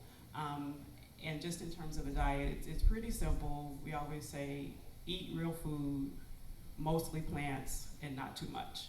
So to find different ways to enjoy a variety of foods, but those plant-based diets, that means you're a vegetarian or vegan. It just means make your plate, have things that actually grew up out of the ground, and then enjoy the other side with whatever you want to add to it. Make it simple. Can I? So they no fun. I'm sorry. So this one says I can't be fat. This one says that cocktail that I had last night I shouldn't have had. Just throw it all away with the bathwater. I don't understand.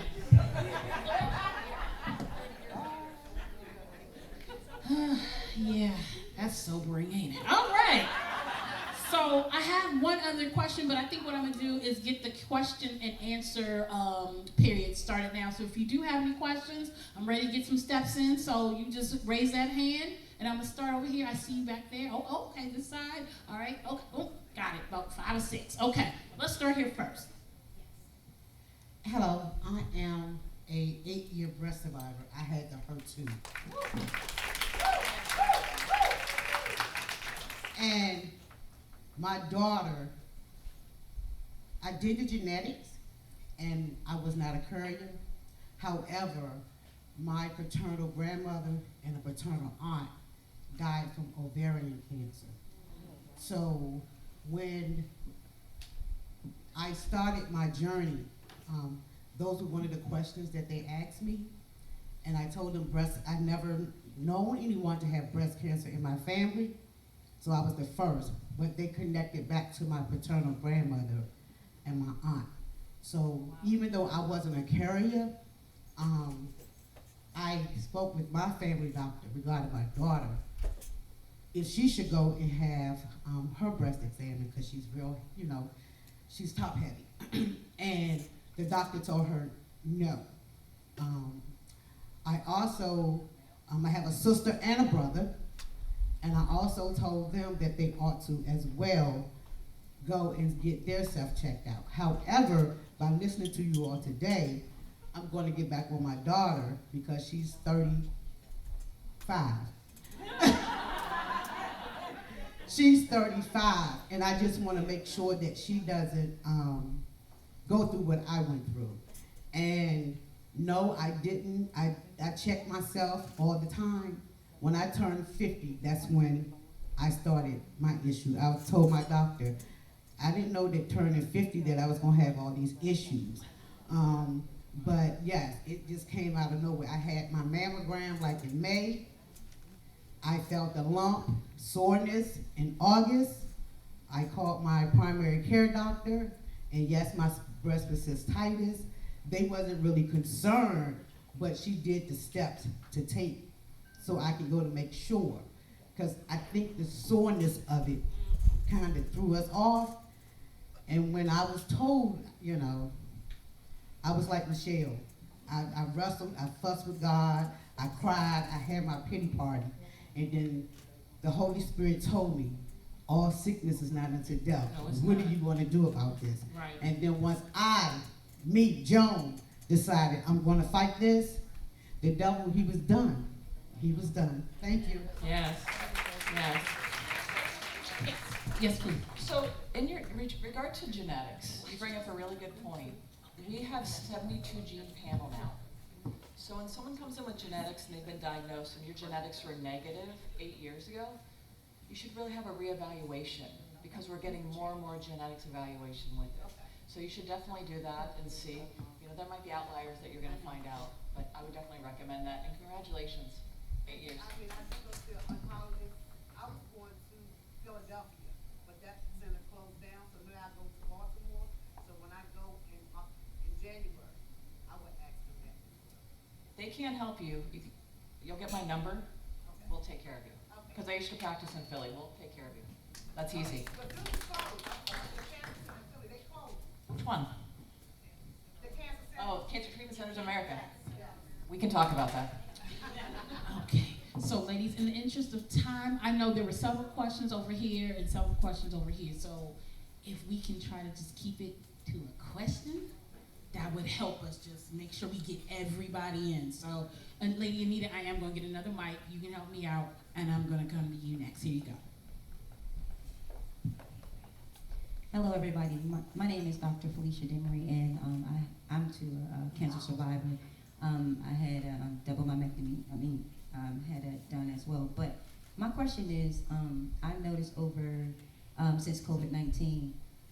My question to you is that do you think it has an effect of causing cancer due to the vaccines? Because I've always ate healthy, never had issues in my life. And to come down to someone tell me that I had cancer, I was definitely, stunned. I'm very healthy, and for this to happen, I'm just still like in awe and like puzzled. I had a rough journey, so I'm just asking, do you think, because now the rise is so high of young people under 50 and under, and due to COVID, it just seemed like it just, went further, like a lot of people are getting it. Do you think that has an effect on you? So, that's a really great question. So we do diagnose more patients less than 50 because of screening. We've gotten so much better with it. I think in regards to the COVID, we did see like a large lymph nodes after COVID, but nothing came of it, but it's so early. I mean, I still did general surgery during COVID, and so we really don't have a grasp on how that's going to impact going forward. But like I said, the majority of breast cancers have no origin as of yet. So you're like a lot of my patients, like I'm doing everything right. You're like I'm healthy and everything. And I wish I had an answer for that, but we don't. And so hopefully in time, and I know that's not what anybody wants to hear. Excuse my language, it's kind of like a suck factor when I have to tell somebody that with it. But as of yet with the COVID, no, but like I said, the majority we just don't know. And so we are only about 5% of knowing breast cancer, I feel. Like we are so naive to it, and it's going to expand as we see over the next probably 10 years. Thank you so much. So I have Miss Lady Anita assisting me with questions today. So we're gonna get another one over here, and then we're gonna come back, because I know there's one, Lady Brenda, and right here. Gotcha. So Lady Dana.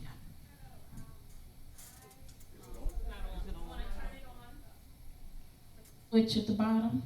Hello. Hey guys, I've been told I have dense breasts because I breastfed 3 babies, so I get a mammogram and then I'm automatically sent to an ultrasound. Is that common with dense breasts? I'm so glad you brought that up, because we missed that when we talked about screening. So yes, everyone, when you get your mammogram now, you should get a report that tells you about your breast density. And yes, there will be protocols that then support additional types of screening like ultrasound. But you should know. If you don't know, next time you get your mammogram, if it's not on your written report, go back and say, hey, I need this information. And then share that with your primary physician and make sure that your screening protocol includes the right test. And let me just say this, that we're getting better at what we call personalizing medicine. We talk about it in terms of the medical treatments, but also the screenings. There are different protocols based on a number of factors, including your preferences. So I'll make a plug for something called the Wisdom Study.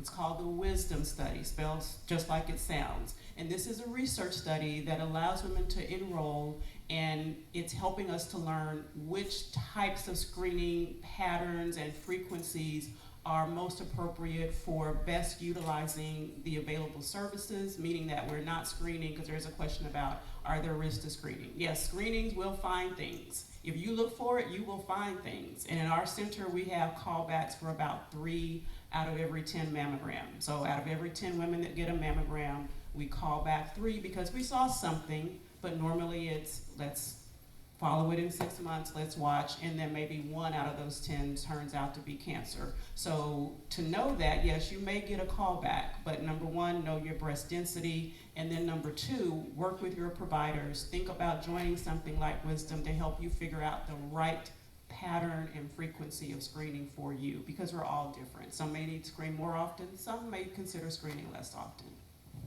Before we move on to the next question, also when you have dense breasts, your doctor or radiologist may also ask you to get a breast MRI. We find that you're getting that test a little bit more frequently for those ladies who have dense breasts. So you do want to know about your breast density and inquire about, is an MRI perhaps a better study or an additional study that you need for those ladies who do have dense breasts? Okay. Lady Deborah, I'll give you this mic. Let's keep it brief if we can. Thank you. My question is, there's always a misnomer about breast size. So the question for the panel is, are there any studies that have performed if you have a larger breast, you are more prone to having cancer versus someone that has very small breasts?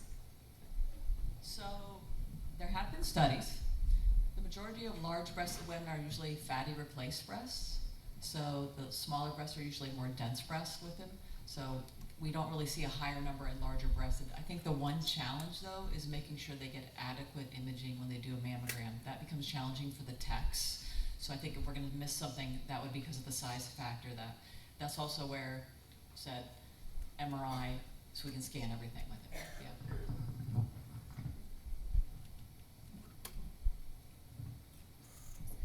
Good afternoon, everyone. So I know I'm supposed to keep this brief, but I got a little testimony, sorry. I am a two-time breast cancer survivor who is still in treatment. I had treatment yesterday. Thank God I don't look like what I've been through 24 hours ago.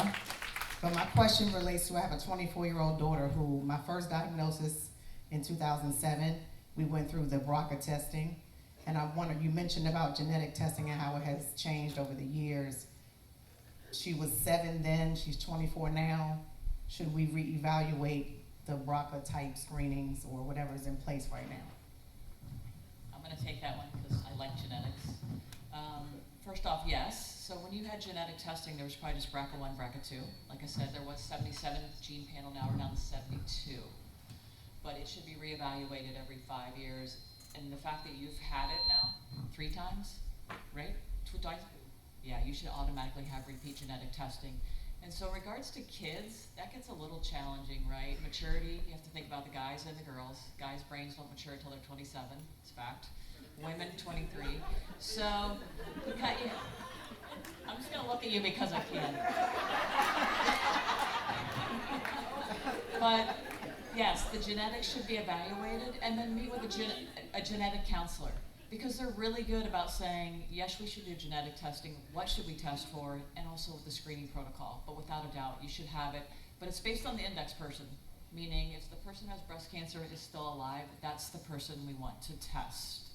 It's not like, hey, I'm scared, I want to get genetic testing, because it's kind of, that's not really helpful. But yes, you should for sure. Okay, here we go.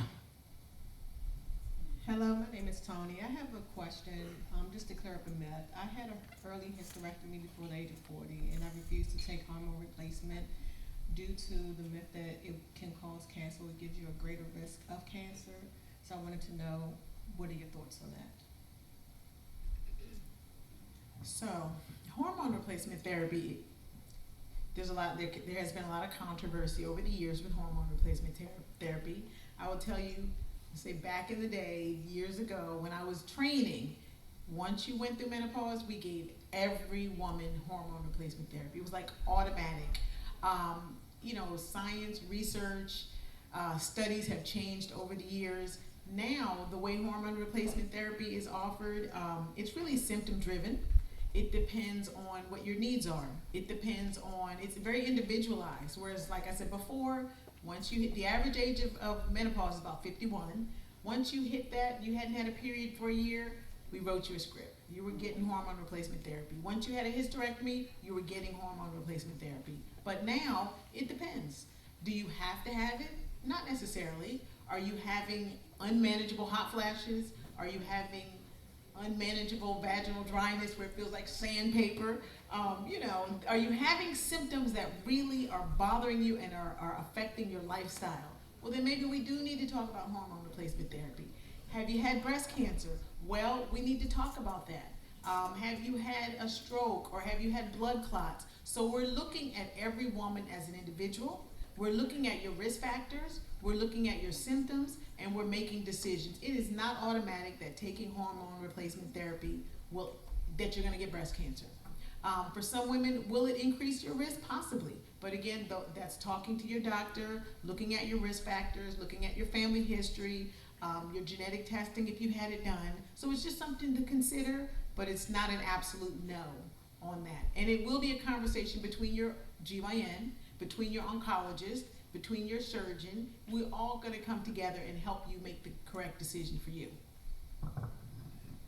Ladies, I'm getting the eye, and I'm getting the stand behind me, so unfortunately, we're gonna have to wrap this up. If you do have a question, please write those questions down. Hopefully the panelists will stick around for probably 10, 15 minutes.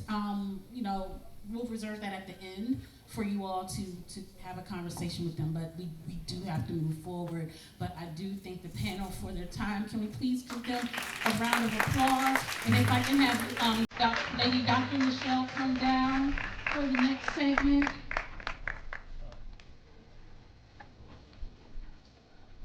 Yes, please write your questions down, and then the panelists will make themselves available for the last 10-15 minutes.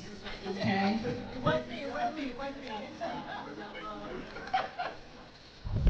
All right, so.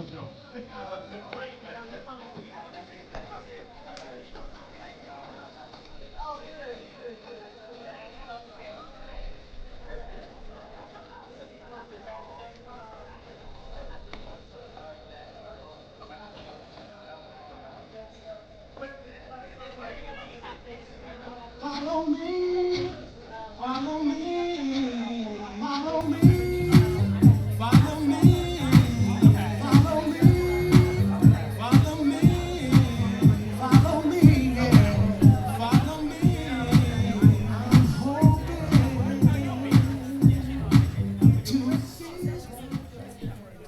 Thank you all for your patience. I hope you learned something from today's panel. Again, write those questions down. The panel will make themselves available. Make those appointments. If it doesn't feel right, how did you form? If it doesn't feel right or doesn't feel, what did you forgot what you said. It's okay. If it doesn't feel right, act on it. That whole thing. Yes, that works. See something, say something. Feel something, do something. Thank you. All right, you feel something, do something. Okay, so this portion of the program, I'm gonna try not to cry again, but it is the Survivor Recognition Prayer, and I'm gonna bring up Lady Jennifer Baldwin to kind of lead us in the beginning of the activity. So here you go. Thank you. Yes, thank you so much. At this time in our program, what we like to do is actually recognize some of our warriors and survivors. So when I call your name, please come up.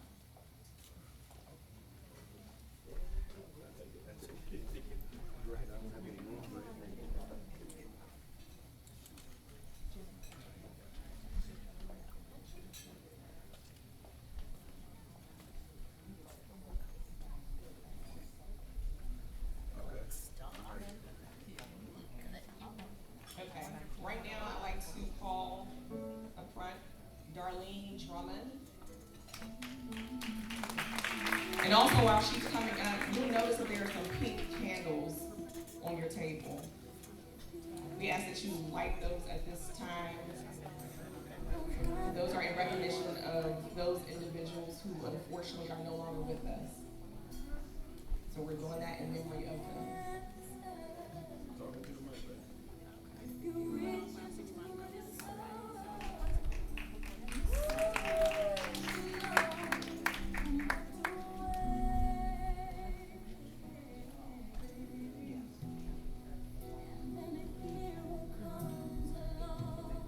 The next person that I like to call is my dear colleague, Eula Taylor.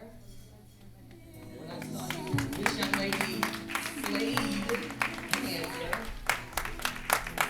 so beautifully.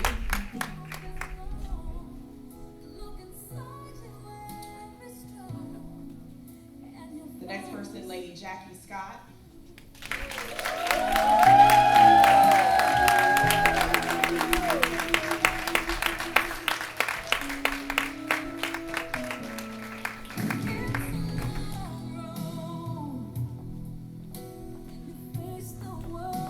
Jean Carter. Jean Carter. Somebody want to come?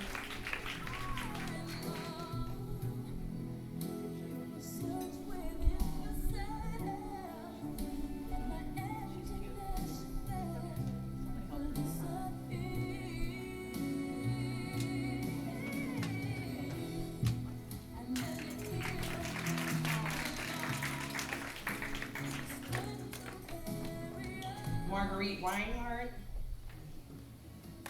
Marguerite Reinhardt.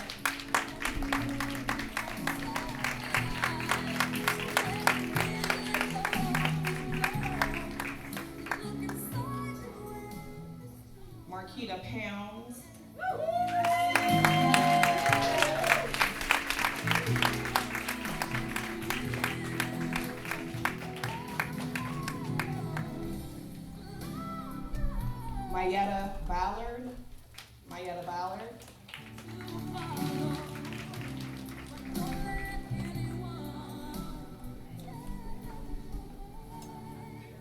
Melanie Bridges.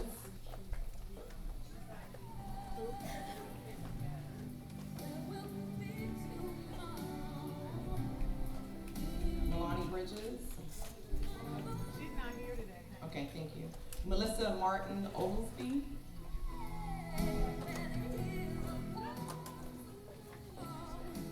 And our very own Lady Michelle Griffin.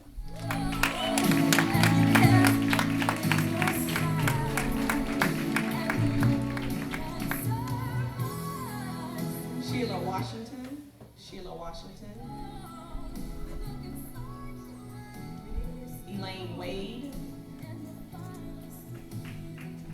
That's right, we're still clapping.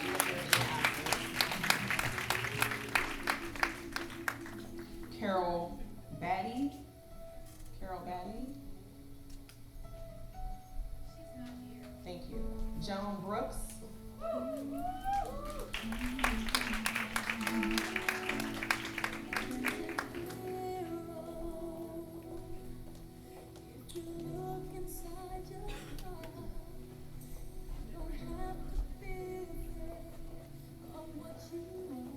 And my beloved sister, Dr. Felicia Demery.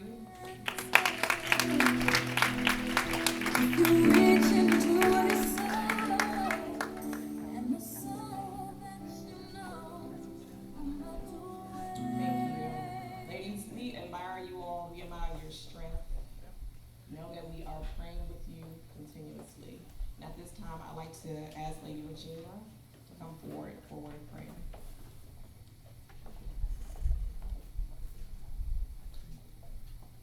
So are there any survivors that are here that you might not have indicated to us initially that, okay, so if you want to come up at this time, we'd be more than happy to recognize you there as well.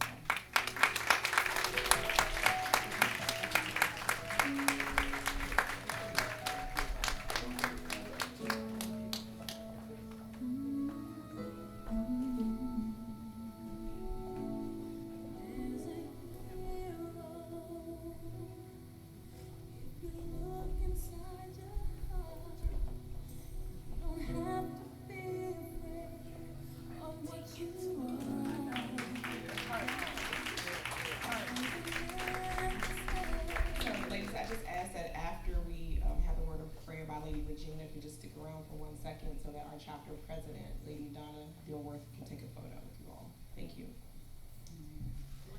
If I can get everyone to please stand. We're going to pray together. We know that our God is our healer, and he's already done it. He said we have not because we ask not. So Father God, in the name of Jesus, God, we thank you. We thank you. We thank you for the rising of the sun and the going down of the same, God. God, we thank you for this day, God, a day that we've never seen before, God.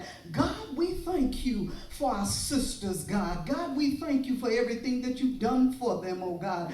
God, you know their names, God. God, you know their situations, God. God, you know what they stand in need of, oh God. Now, Father, I ask you, God, your servant, God, I ask you, oh God, heal their bodies, God. Cover them with your blood, oh God. God, meet them at the point of their need, oh God.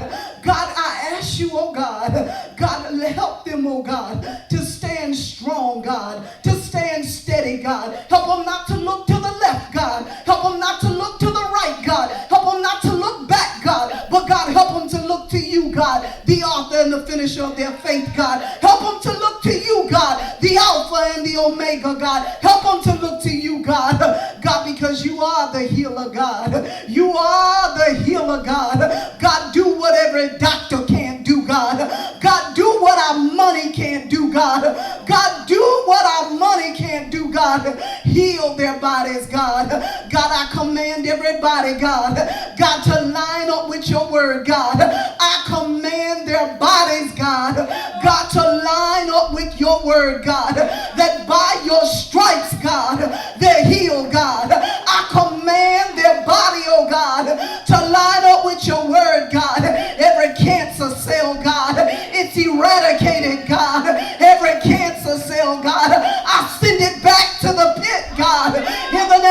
of Jesus, God. Every cancer cell, I send it back, God.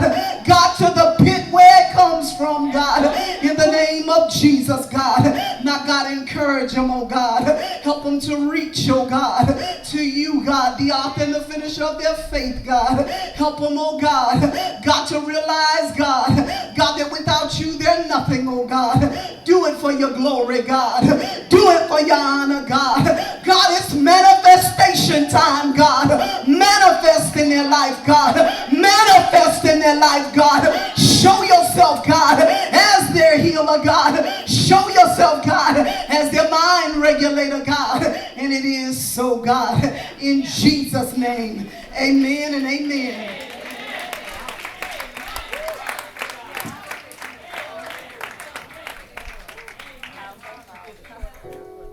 Right, she deserved the church ID for the work. Got it, okay.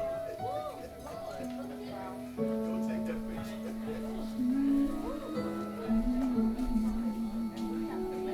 Uh-huh. She blessed the food real quick though, didn't she? Listen, the church I was looking for, I'm good. I'm good for the day. I got it. Woo.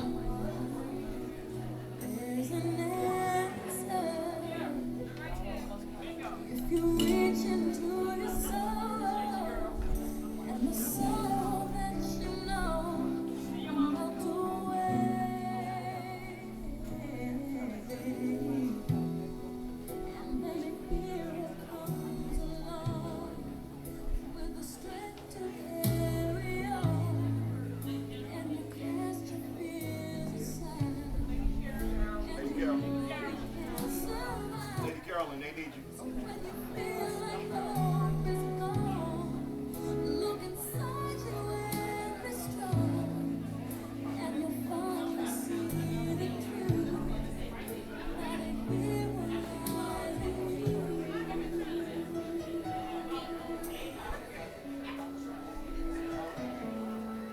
It's a long road, you face the world alone. One reaches out again for you to You can fall in love, search within yourself, and the emptiness you felt will disappear.